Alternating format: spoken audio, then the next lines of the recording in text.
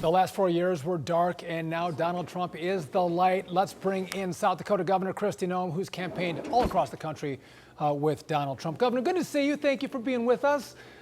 So listen, I listened to the speech of Kamala Harris, and I found it fascinating. There was no reflection on the policy or the message that decimated her party last night. It's like, this is the message that's going to work. I don't care what the voters think, but God darn it, I'm going to keep right on going with it. What do you make of that strategy?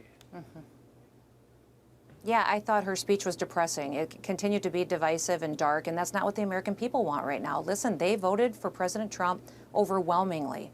They clearly said they didn't like the last 4 years, that it has become much more dangerous here in the United States, that we've got criminals loose on our streets that are raping and murdering our children that she allowed to come over the border, and they want better economic policy. They want more money in their pockets. So she could have chosen to give a message that recognizes what happened yesterday when the American people overwhelmingly chose to send President Trump back to the White House.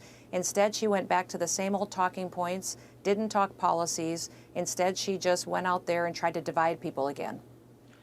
Governor, life and work and raising a family are hard. And Kamala Harris, attached at the hip to Joe Biden, they made that harder intentionally for all working families, all working Americans in pursuit of an ideological agenda that, again, benefited no one. And that at the end of the day, and then they lied about it. They at every turn, any hardship, any problem, they lied about it. And that at the end of the day, she could not escape that. The name calling, nothing. And is that's kind of the central piece of what brought the voters home to President Trump and his promise of a better future. No, I agree with you, Dagan. I think overwhelmingly what Harris did that failed during this campaign is she kept trying to put people in a box. She put women in a box and said you only care about one issue, when really women are concerned about their children, about their jobs, their careers, how much gas prices are. You know, there's so many topics that this country and the women who live here care about, and she refused to talk about them. And overwhelmingly, women and more women in this country voted for President Trump, more Hispanics voted for President Trump. We saw all different age groups, more of them come home to President Trump because he was talking about things that they cared about, that were challenges in their lives. He wanted to make America great again and do it by strengthening people and families.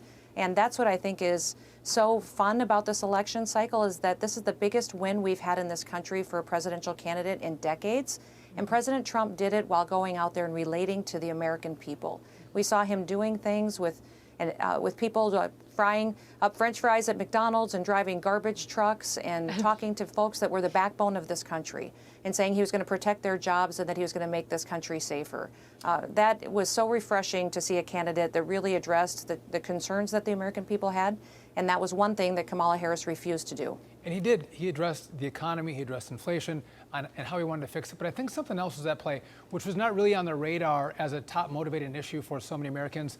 But it was this trans issue, right? So again, transitioning, just post-pubescent children, 14 years old, 13 years old, or even the boys playing in girls' sports. And I thought that was highlighted the best with one of Donald Trump's ads when he's talking about Kamala Harris is for him, her, Donald Trump is for you.